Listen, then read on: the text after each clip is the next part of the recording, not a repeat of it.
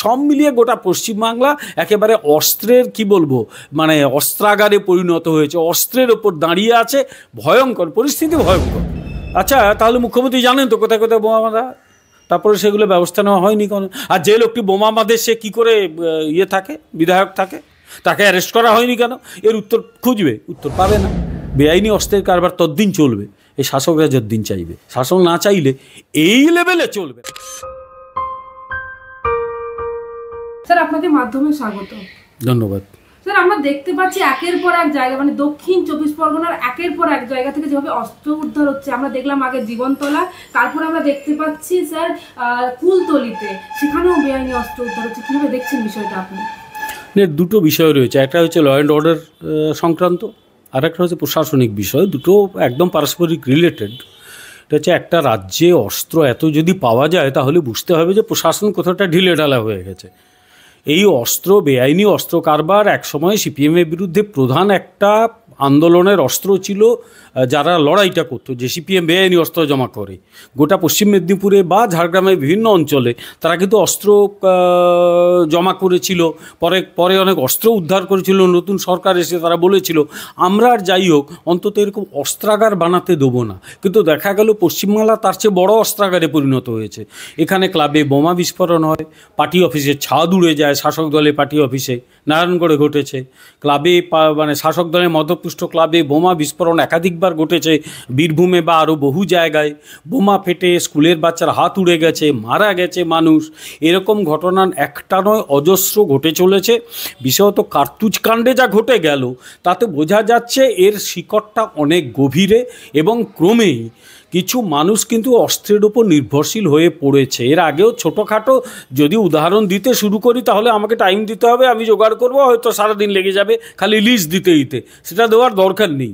বিশেষত দক্ষিণ 24 পরগনা, বিশেষত উত্তর 24 পরগনার একটা অংশ, বিশেষত মালদা, মুর্শিদাবাদ, এ যেন অস্ত্রে একেবারে মানে কি বলবো জলভাত হয়ে গেছে অস্ত্র নিয়ে চলা। কারণ হচ্ছে এই বেআইনি অস্ত্রের কারবারের একটা বড় অংশ দাঁড়িয়ে আছে, তাদের অন্য কোনো কাজ নেই, তারা এই কাজটা করছে এবং এতে লাভ বেশি। দ্বিতীয়ত এই সমস্ত ক্রিমিনাল যারা অস্ত্রের কারবার করে তাদের ধরার মতো যে শক্তি বা যে মানসিকতা বা সামর্থ্য কোনোটাই প্রশাসনের নেই। পুলিশ প্রশাসনের যে ইন্টেলিজেন্স অ্যাবসলিউটলি ফেল করেছে। আর সবচেয়ে বড় কথা প্রশাসনিক শৈথিল্য আর শাসক দলের মদত। কারণ দেখা যাচ্ছে শাসক দলের নেতারা, এই তো দেখছো বীরভূমে কি ঘটে চলেছে, একজন কেষ্ট এলো, কেষ্ট কাজল আর কি, কেষ্ট কাজলের মধ্যে চলছে লড়াই তো লড়াই। এই লড়াই কি গঙ্গাজল নিয়ে লড়াই হচ্ছে নাকি লাঠি নিয়ে লড়াই হচ্ছে? এই লড়াইগুলো হয় সবকটা অস্ত্র নিয়ে। ফলে এই সব দিক দিয়ে রাজনৈতিক কারণ, প্রশাসনিক ব্যর্থতা, অপদার্থতা সব মিলিয়ে গোটা পশ্চিমবাংলা একেবারে অস্ত্রের কি বলবো মানে অস্ত্রাগারে পরিণত হয়েছে, অস্ত্রের ওপর দাঁড়িয়ে আছে, ভয়ঙ্কর পরিস্থিতি, ভয়ঙ্কর। আমরা দেখতে পাচ্ছি দক্ষিণ দিনাজপুরের গঙ্গারামপুরে সেখানেও অস্ত্র উদ্ধার। হ্যাঁ, উত্তরবঙ্গের একজন নেতা তো প্রকাশ্যে বলছে, তৃণমূল নেতা, ও ইলেকশনে 26 এখন থেকে লেগে পড়ুন, কী করতে হবে স্যার আমরা বুঝিয়ে দেবো। তার মানে এর কথাটার মধ্যেই তো অস্ত্রের ব্যবহারের ভাবনাটা রয়েছে, যা খুশি তাই করুন। অস্ত্র কেন হয়? অস্ত্রকে ভয় দেখানো হয়। গণতান্ত্রিক ব্যবস্থা যারা মানে তারা তো অস্ত্র বের করে না, এরা গণতান্ত্রিক ব্যবস্থা মানে না, এরা এখন থেকেই জানে 2026 এ যেতে পারে। সুতরাং অস্ত্রের ব্যবহার করো, মানুষকে ভয় দেখাও, মানুষকে ইন্টিমিডেট করো। ফলে এই উত্তরবঙ্গ, দক্ষিণবঙ্গ, পূর্ব, পশ্চিম কোথাও কোনো বাছ বিচার বাদ নেই, কিচ্ছু নেই।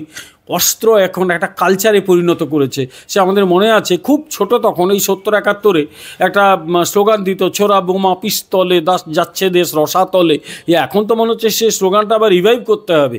এখন আর ছুরি নিয়ে খুব এটা কেউ ব্যবহার করে না, বোমা আর আগ্নেয়াস্ত্র এটাই এখন মূল মানুষের মানে ক্রিমিনালদের জায়গায়। এবং প্রশাসন যদি এরকম হয়, এরকম অপদার্থ প্রশাসনের হাতে আমরা থাকি, all this things will happen. এটা আশ্চর্যের কি আছে? এখানে প্রশ্ন হচ্ছে এত অস্ত্র কিভাবে খোলা বাজারে চলে আসছে? তার কারণ হচ্ছে অস্ত্র যারা কারবার করে, অস্ত্র কারবারে লাভ প্রচুর, এটা অস্বীকার করার উপায় নেই। অস্ত্র কারবারে অজস্র লাভ হয়। একবার একটা অস্ত্র মানে পাচার করে দিতে পারলে যে পাচার করে তার প্রচুর লাভ, যেটা খেটে সে পাবে না। ফলে ক্রিমিনালরা এইরকম দিকে নজর দেবেই। দুই হচ্ছে যে অস্ত্র বাইরে থেকেও আসতে পারে, আবার ভেতরে তৈরি হতে পারে। বাইরে থেকে সে এক সময় একেবারে সে শরৎচন্দ্রের আমল থেকেও, তার উপন্যাসে লেখা আছে মুঙ্গেরি গাদা বন্দুক, মুঙ্গের জেলায় এইসব অস্ত্র তৈরি হতো। যত দিন গেছে সেটা কমেছে, কিন্তু এখনও মুঙ্গের থেকে অস্ত্র তৈরি হয়, এবং একেবারে যে আসতে পারে না বলতে পারি না, সেগুলো আটকানোর দায়িত্ব তো পুলিশের। আর এখন পাড়ায় পাড়ায় অস্ত্রাগার তৈরি হয়ে গেছে। লেদ মেশিন টাইপের মেশিন বানিয়ে অনেক অস্ত্র বানিয়ে ফেলছে, কারণ টেকনোলজিটা শিখে যাচ্ছে। এগুলো তো পুলিশের ইন্টেলিজেন্স থাকে, পুলিশ খবর রাখবে, দরকার হলে তুলে নিয়ে গিয়ে কঠোর সাজা দেবে। এদের সমস্যা হচ্ছে এরা শাসক দলের লোকেদের প্রতি আইন কোনো প্রয়োগ করে না, এরা অ্যাবসলিউটলি আইন প্রয়োগ করে বিরোধীদের প্রতি। ফলে আর অস্ত্রে কারবার ম্যাক্সিমাম কেন, প্রায় সকলেই করে শাসক দলের মদতপুষ্ট বা তার সঙ্গে যুক্ত ব্যক্তিরা। তাদের প্রতি কোনো ব্যবস্থাই নেয় না, যা হয় তাই হয়। তার মানে বাংলা কি হচ্ছে বেআইনি অস্ত্র ভান্ডারের আতুর ঘরে পরিণত হচ্ছে? একদম, অ্যাবসলিউটলি। আতুর ঘর কি, আতুর ঘর, গোলাঘর, সব ঘরে পরিণত হয়েছে। অস্ত্রের আতুর ঘর, অস্ত্রের গোলাঘর, এখানে অস্ত্র জমা মানে করা হচ্ছে, ডাম্প করা হচ্ছে, একেবারে আতুর থেকে গোলাঘর সব ঘরেই পরিণত হয়েছে।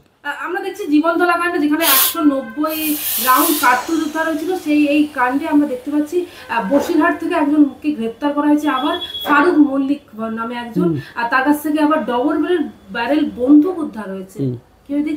না, আর দেখার কি আছে, যেভাবে সবাই দেখছে তাই দেখছি।